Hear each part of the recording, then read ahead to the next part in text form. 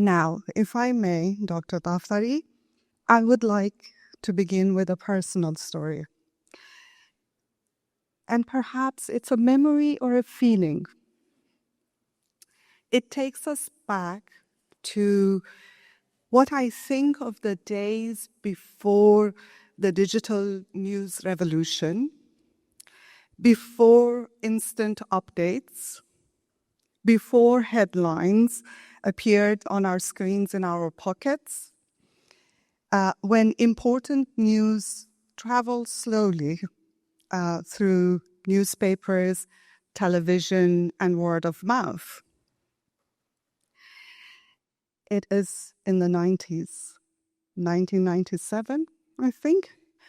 I still remember hearing that your book, your magnum opus, the Ismailis, Their History and Doctrines, and we have the first edition here that His Excellency has brought in with him, had been awarded Iran's Best Book Award. Now, even before I held a copy of that book or read a single page of it, that news carried weight. For me, and I think for many Ismailis in Iran and across the world, it stirred something profound. It felt like after generations of being written about by others, often through lenses clouded by hostility and misunderstanding, our story had been given dignity. But of course, when I finally read your work, I realized it was far more than just a proud moment of recognition. Your work felt like an excavation. You dug through the sediments of centuries-old polemics, unearthed, neglected, and forgotten sources, and exposed the selective readings that had shaped how others saw us. And that was only the beginning.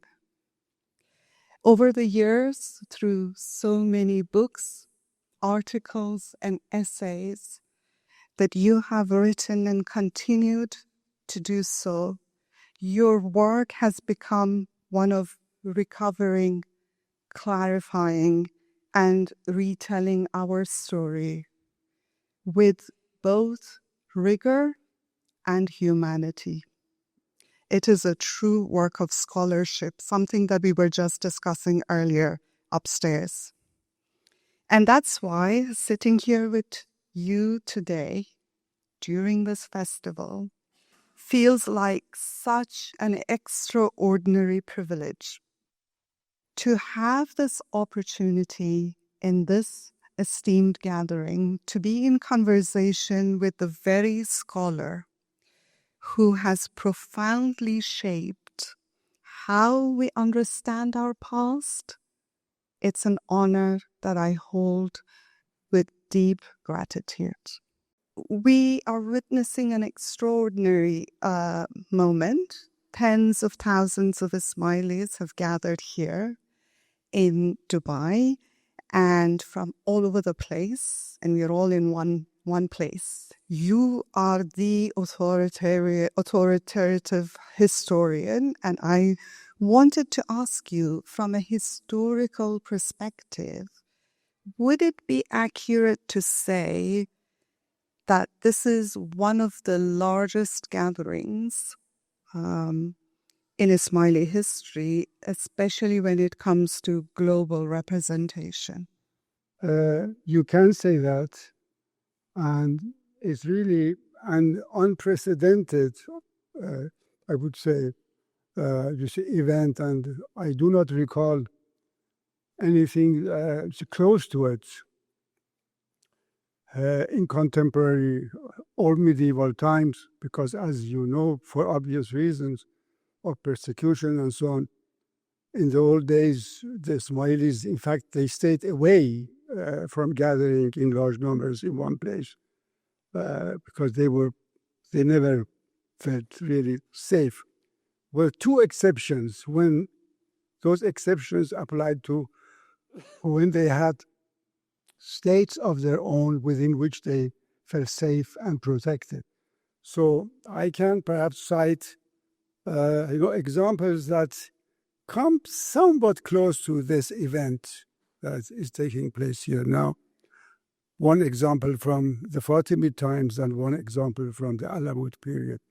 From the Fatimid times, what we can say in terms of sort of collections or the gatherings of the Ismailis, we can refer to the distinctively Ismaili tradition of the Majalis al-Hikmah, which were held in Fatimid Cairo, and you see, originally at a huge hall.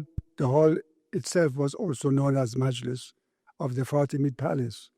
These lectures that were given by Chief Dai in that location were for the exclusive benefit of those who had been properly initiated into the Ismaili Dawah.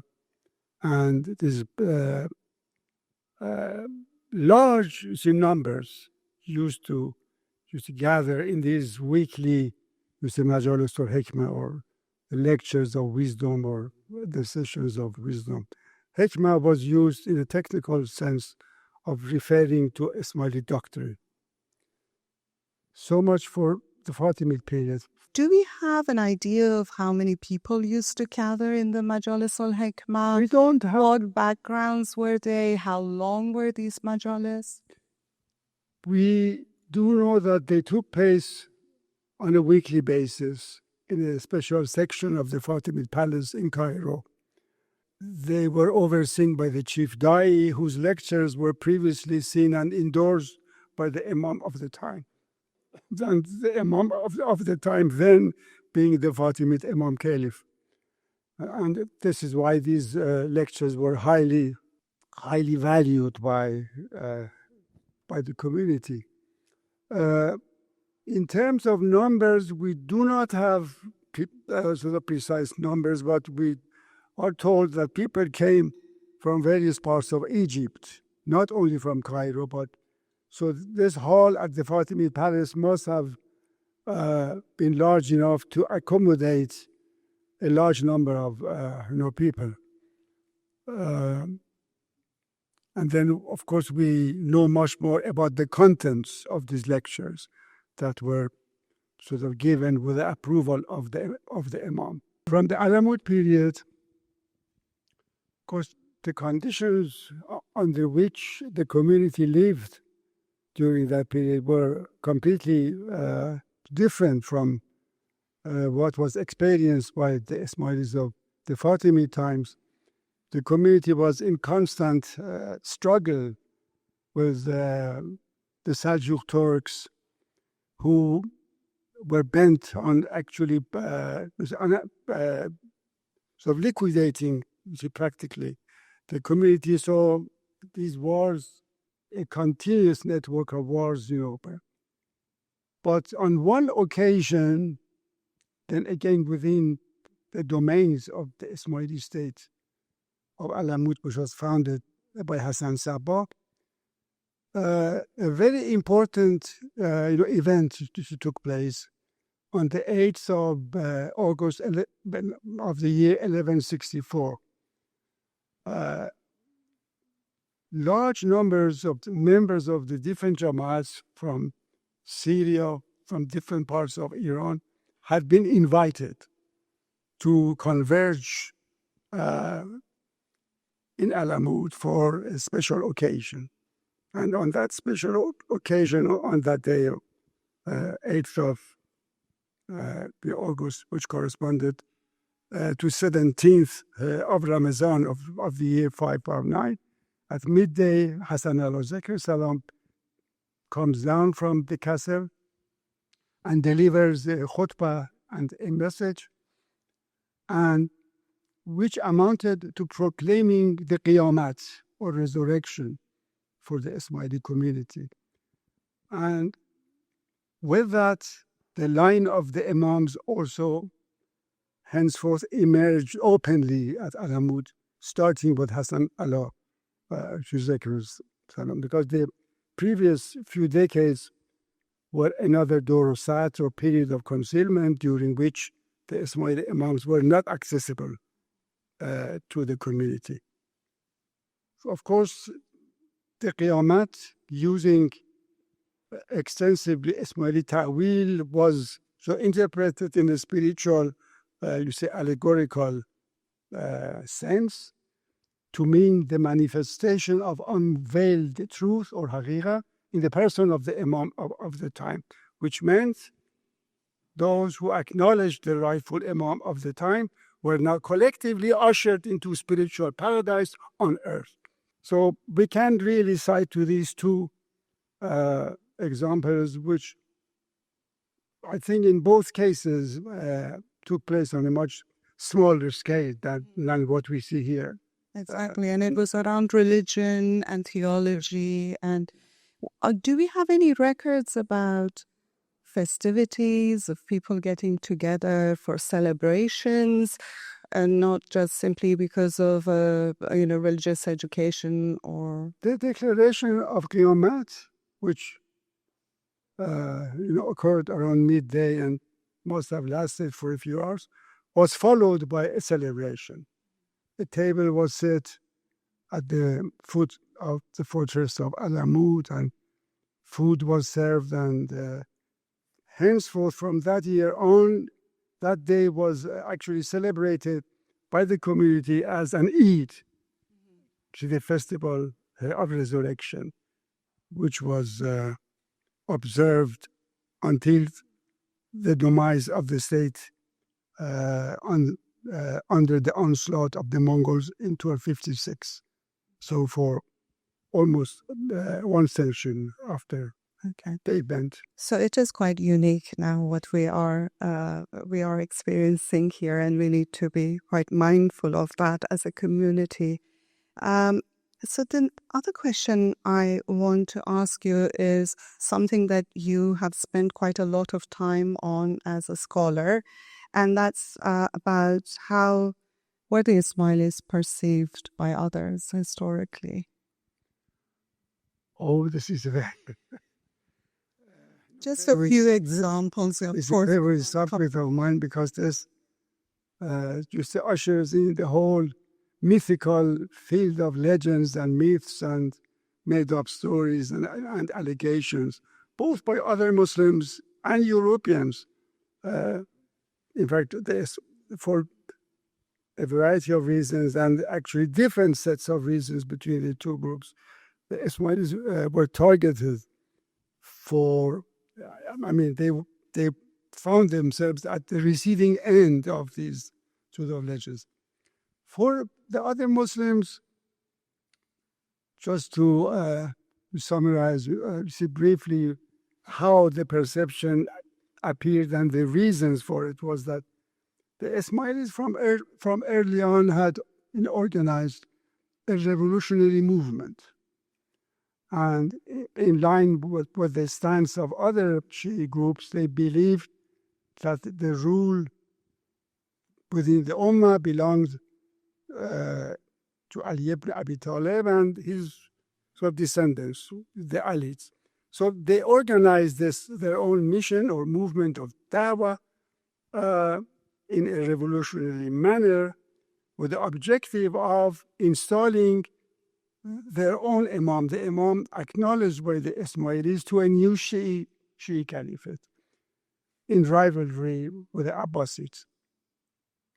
And it was in the service of that religio-political set of messages or message that the Ismaili Dawah was organized. And this message was disseminated by a network of da'is who were soon active in almost every part of the Islamic world, from North Africa to Central Asia. And the the speedy success of the Dawah culminated in the year 909 in the establishment of the Fatimid Caliphate in North Africa, which was really the first meaningful Shi'i caliphate. The Ismailis now for the first time had their own state within which they could practice the faith openly without fear of persecution. So the potential Ismaili challenge to the established religious political order by the foundation of the Fatimid Caliphate, the potential challenge had become actualized. And this is why we see immediately from soon after the establishment of the Fatimid state, we have an anti-Ismaili literary campaign. Now, these accusations, which appeared in sort of written form in tracts, they circulated over and over again, and this happened, of course, in the 4th or the 10th century. By about a century later, they were taken as serious facts. A second wave of anti-Ismaili campaign occurred after the success of Hassan Sapah, who captured Alamut, the fortress of Alamut, in 1090, signaling the foundation of what would become the Nizari Ismaili state. Again, we have a new campaign, right, starting with the all-powerful Seljuk Wazir Nizam al-Mulk himself in his book of advice to the Seljuk Sultan, entitled Siyasatname. To make a long story short, these legends, these anti-Ismaili accusations, they circulated and they also served to influence negatively the views, the opinions of other Muslims towards the Ismailis. In the year 1099, the Ismailis found a new, adversary in the persons of the Crusaders, who had arrived in the Holy Land, supposedly to liberate their co-religionists. They seized, Jerusalem, their main target, very quickly, stayed in the region for about 200 years, and founded 4 states, and had numerous contacts with Muslims through diplomacy, military engagement, and so on and so forth. But their knowledge of Islam, of course, was extremely limited, and their proximity to Muslims over more than 2 centuries, although it did, in a sense, improve their knowledge of Islam, but not in a fundamental sense. For instance, to give you an example, we have a book by a famous historian of Jerusalem, the Latin kingdom of Jerusalem, by the name of William of Tyre. He writes in his book that after years of conversing with Muslims, I have finally come to understand the division, the reason between the differences that exist between the Shia and the Sunnis. And he says, and he explains it as follows. He says, the message of Islam apparently was originally destined for Ali, but the Archangel Jibreel got the address of Ali's house wrong, and instead went to Muhammad's house and delivered the message to Muhammad. And this hence the animosity between these 2 communities, which is a total misunderstanding of what had actually happened. Now, this was the learned scholar of that community who had spent decades amongst the Muslims. Now, the same people who were so ignorant of Islam as a religion and its internal divisions now began to fantasize about the secret practices of the Nizari Ismailis of Syria. people who are not interested in obtaining accurate, reliable information about Muslims. Now, they don't, in fact, the Syrian Nizari Ismailis of the time were the first Shia community with whom the Crusaders had come into contact, but not knowing who these people were. All they knew was that they were referred to as Hashishi by other Muslims. Now, Hashishi was a term of abuse, meaning people of low sort of morality or low social class. They heard this term in application to the Ismailis of Syria.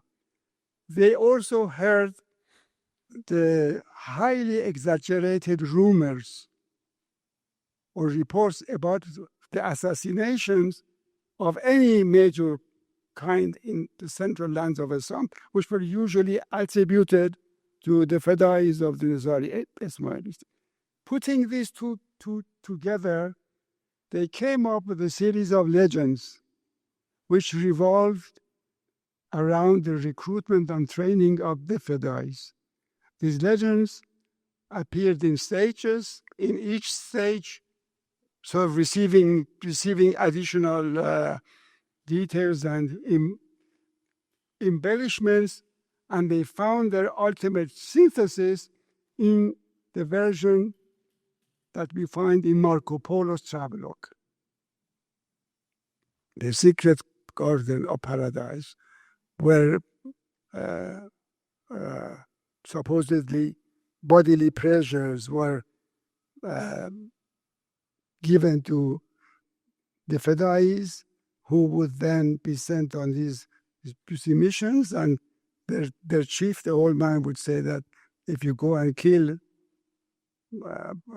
such and such person, I will take you back to the secret garden. And anyway, these legends were to explain the behavior that to Europeans otherwise would look strange or crazy or irrational. This is why they revolved around the recruitment and training of the Fedais.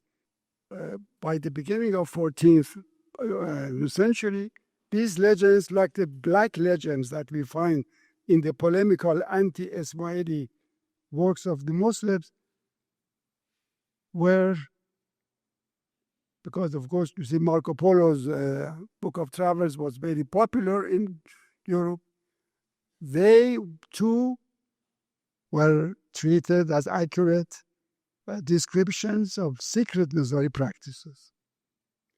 This brings us to 19th century and the age of Orientalism. What does Orientalism mean? Before we go there, can I ask you something just to kind of recap what we've discussed thus far and just to help me understand? Is it correct then to say that the surge of the polemics about the Ismailis within the Muslim world paralleled the success? So the surge of the polemics about the Ismailis by other Muslims parallels their political success, and this was one way of combating what were considered rivals to their own authority, both politically. It was rooted, the Muslim legends were rooted in animosity. The Christian legends were rooted in imaginative ignorance. So they were the Harry Potter versions of 11th, 12th century, because we all like fantasy, we like magical things, and had to create something like that. Yes. Okay. So that Orientalism. And now we get to the 19th century Orientalism, yeah, which started from the early decades of the 19th century, with the access of the European scholars who were studying Islam for the first time now on the basis of a large number of manuscripts written by Muslims. The Orientalists were already familiar with the so-called assassin legends.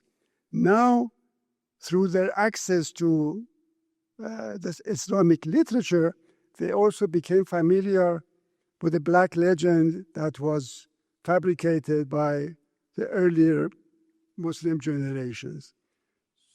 So although the Orientalists now for the first time correctly identified the Ismailis as a Shi'i Muslim community, but when they wanted to dig deeper, they were, of course, limited by their sources and the two categories of sources.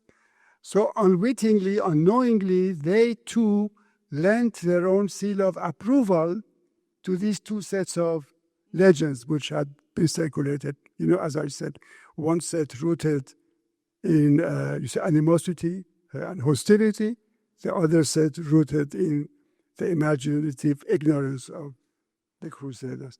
And this deplorable situation, for instance, is best seen in the first book that appeared on the Nizari Ismailis. The first monograph devoted fully to this topic was published in German in 1818 by a scholar diplomat by the name of Joseph von Hammer. In it, he repeats all the assassin legends and other accusations that had been leveled. And this deplorable, poor situation of Ismaili studies or their perceptions by others continued until the early decades of the 20th century. Thank you. Thank you very much. I know it's a very broad question to ask. As brief and meaningful at the same time as possible. Thank you. So you did speak about, a little bit about Orientalism and the 19th century, and I want to ask you to take us to the beginnings of modern Ismaili studies and how did this field emerge and what role have the Agha Khans played in its development? Okay. This logically really is a follow-up to the preceding section. The modern progress in scholarship on the Ismailis was based on the recovery and study of a large number of genuine Ismaili texts. These textual manuscripts, which had been preserved in many collections in Yemen, in Syria, in Iran, in Afghanistan, Central Asia, and South Asia. The earlier, already from 19th century, very few of such manuscripts had come to light from Syria, about 4 or 5 of these manuscripts. And they were taken to Paris, the capital of Orientalism in 19th century, and deposited at the Bibliothèque Nationale, the National Library there. And in due course, they were studied by French scholars. But these were few and far in between. More of such manuscripts began to be recovered in early 20th century. Initially from Yemen, then from Central Asia. The case of Central Asia is very significant because a few of Russian functionaries who at the same time were scholars and were sent to Badakhshan region in Central Asia, they realized for the first time that Ismaili communities lived within the domains of their own empire, and they managed to acquire small but important collections of these texts, all of which were written in Persian. We must say that the classical texts of Arabic of Ismaili literature were all written in Arabic, which was the scientific language of the Muslim world. But in the case of the Nizari Ismailis, with the exception of the Syrians who use Arabic, the Nizari Ismailis are Persian-speaking world in Iran, Afghanistan, and Central Asia from the time of Hassan Sabbah, who had adopted Persian in preference to Arabic as the literary language of the community. So all the texts produced by the Persian-speaking Nizari Ismailis were produced in that language. Can I pause here why was he writing it in Persian? Was it that he wanted the ordinary Iranian to be able to read it? Was it part of the larger Sha'ubiyya movement that was happening? One reason. A boom movement, for those of you who are not aware, is a movement that's attributed to a group of people from literary background in the arts as well, who wanted to revive Persian culture. And there were two interconnected reasons. One was the revival of Persian culture and language had already started under the Safavids, continued under the Samanids, the Buyids, and even under the Turkish Seljuks, whose alien rule was detested by Persians of different social classes. But for instance, Nizam al-Mulk, who was the effective ruler of the Seljuk Sultanate for 2-3 decades, wrote his Siyasatnameh in Farsi, in Persian rather than in Arabic. And Nasser Khosrow, for the same reason, wrote all of his works. He was the only Da'i of the Fatimid period who wrote all of his work in Persian, because he came from a region, from the Persianate world, where the Persian language and culture and sentiments had already begun to be revived. And there was a second reason. The membership of the community was comprised mainly of villagers and mountaineers and so on, who did not really read or know Arabic. And to make the literature more accessible to the membership of the community, so Hassan, in a sense, because he was a very shrewd, leader, he chose Persian so that the books would be understood by his followers. Thank you. But the actual progress in modern Ismaili studies started in 1930s in India. And here, two figures played a key role. One was Vladimir Ivanov, the foremost Russian pioneer of Ismaili studies. And the other one who helped Ivanov in his work was the 48th Ismaili Imam Sultan Muhammad Shah. Ivanov was a white Russian, and in the aftermath of the Russian Revolution, he had to leave. In fact, at the time of the revolution, he was in Central Asia trying to acquire manuscripts for the Asiatic Museum where he worked. But because of the revolution, he was not able to return to St. Petersburg. Instead, he went to Iran for a couple of years and then went to India, went to Calcutta, where he cataloged the Persian manuscripts of the Asiatic Society of Bengal for about 8-9 years. Meanwhile, he had met some Khojas in India.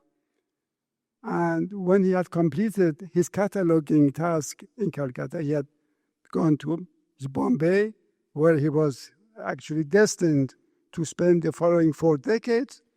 There, the Khojas brought him to the attention of Sultan Muhammad Shah Khan III, who formally commissioned Ivanov in 1931 to study the history and the literature and the thought of the Ismailis. And the support of the Imam made it possible for Ivanov to find access to the secretly guarded Ismaili literature. And at the same time, 3 Bohra scholars who had important collections of manuscripts themselves and had been studying in UK, in actually England, and had done their PhDs in England. They too embarked in this process of new scholarship in the field. They also collaborated with Ivanov. And this whole thing really combined to usher in, to initiate the modern scholarship in Ismaili studies, which received a further major boost in 1946 through institutional help provided again by the Ismaili Imam of the time, Sultan Muhammad Shah, who founded the Ismaili Society of Bombay in 1946 and put it under the charge of Ivanov with a library of manuscripts, which soon came to have some 600 manuscripts, which were later in the early 1980s actually transferred to the Institute of Ismaili Studies in London. And so these texts now began to be accessible to scholars for the first time on a large scale, not only to Ivanov and those three Bohra scholars, Zahid Ali, Hossein Hamdani, and you see Asaf Faizi, who introduced the world, in fact, to the field of Ismaili jurisprudence and the work of Al-Qazi Noman, who had under the guidance of the Imam Khalif al-Mu'izz, had codified, Ismaili law. And these texts were also made available to other scholars, to a new generation of scholars, including Henri Corbin, for instance, in France.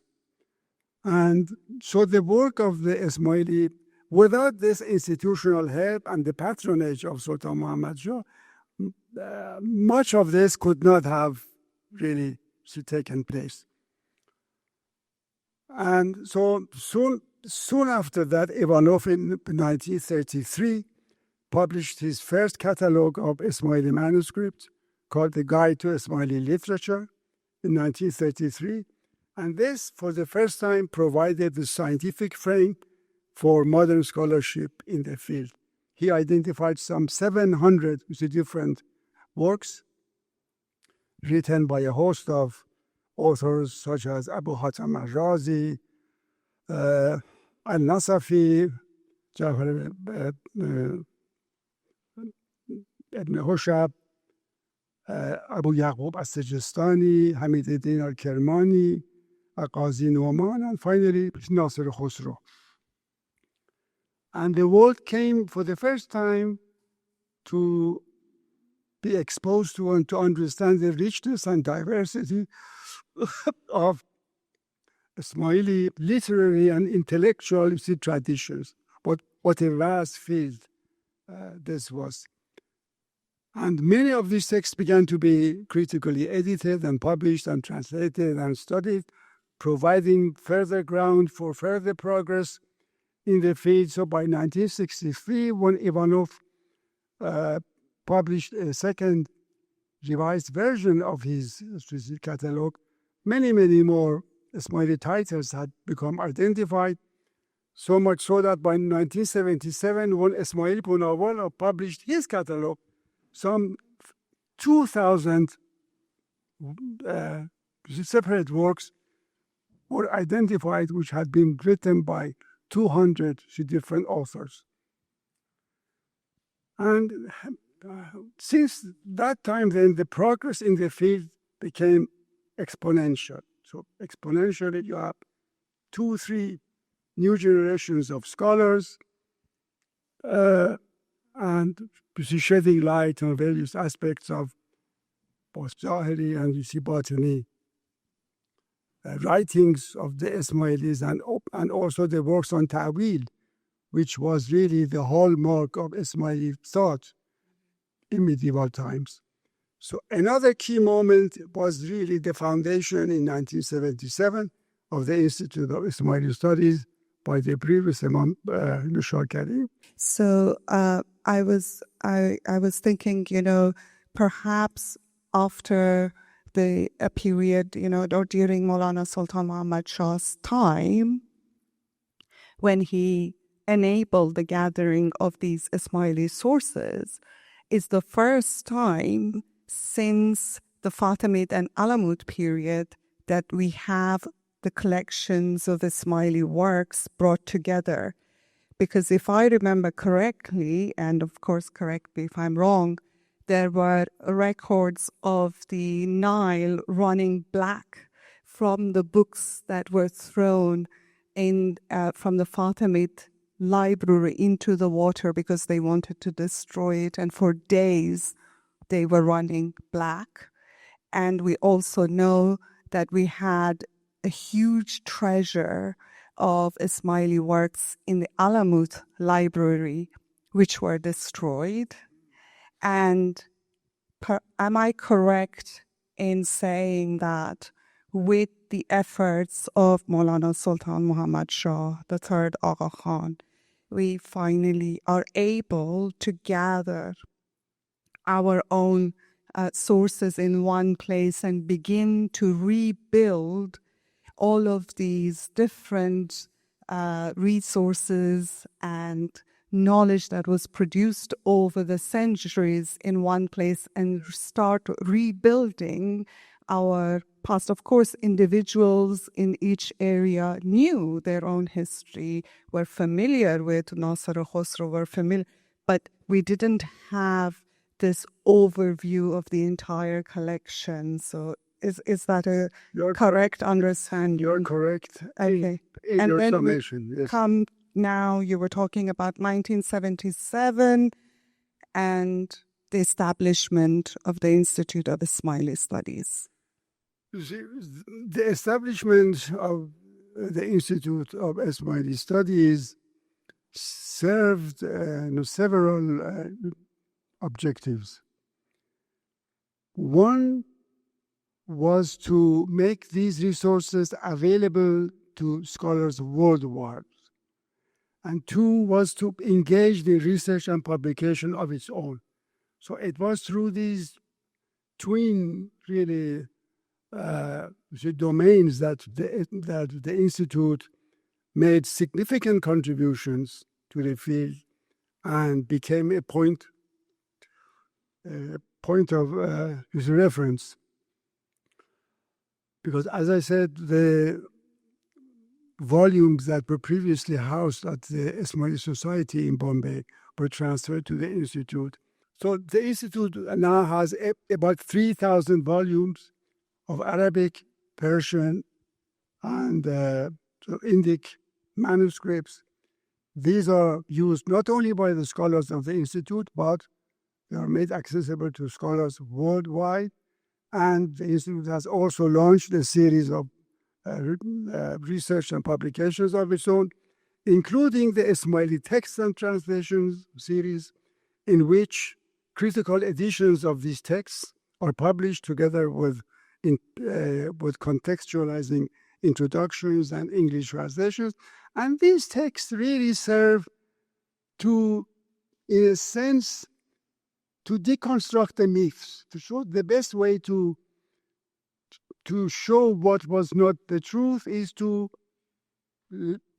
put in the public domain what is factual, because those, for instance, legends that we have in medieval times, in the Christian sources, in Occidental European sources, you do not find them in the Muslim sources, even though there exists animosity between the communities. But you don't find these assassin legends in the Muslim texts of 12th and 13th centuries, even in those texts in which the Ismailis are referred to as Hashishi or Hashishia, texts written by Abu Shama, Ibn Muyassar, and so on and so forth. It's only in the medieval European sources that you find the assassin legends. So it was Orientalism of its own time. The scholarship has taken off. We are in a new really world. This was really nothing short of a revolution, of a scholarly revolution in a new field of Islamic studies. I think it's important to talk about this. The Ismaili Imamate often speaks of Islam not just as a religion, but as a civilization. So what does this framing mean within the historical and contemporary context? I would answer this in two parts. Part one, even the handling of Islam as a religion has not been scientific from early on. Because when we look at the formative period of Islam after the death of the Prophet in 632, we see a newly founded Ummah, still with many questions unanswered. And the Muslims were living in an intellectually dynamic and fluid kind of milieu, and sort of both ordinary Muslims and theorists moved between these communities, which rather than, and schools of thought, which really represented communities of interpretation, each community working on its own doctrines and so on, and providing answers to a host of questions like the attributes of God, the nature of this authority, the definitions of a believer, a mu'min, and a sinner, and afterlife, and so on and so forth. So Islam was not a monolithic phenomenon from at that time from which the Shia or others deviated. This view of looking at the evolution of Islam would allow us to allow for and understand multiplicity within Islam, within the Islamic the message, and the diversity of interpretations. Now, added to that, then we have to realize that Islam is not merely a theology or a set of theological doctrines. Islam also covers the contributions in the fields of humanities and social sciences and so on. Fields like philosophy, literature, the arts, music, all of that. And it's not the Arabo-Sunni or centric approach either. I mean, to Islam, peoples of many, of a variety of cultures and ethnicities made contributions. The Persians, the Turks, the Central Asians, the South Asians, and not only in the central lands of Islam, but also in Africa, in Far East, where the largest population of the Muslims exists in, for instance, Indonesia.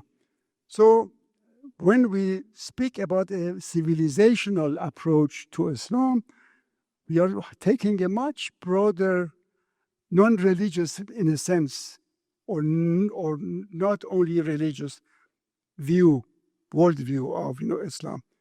And this is the meaning of the civilization, or taking account of all aspects of a civilization. So the concept by contributions of various cultures, various peoples of different ethnicities, to a much wider variety of fields rather than just theology.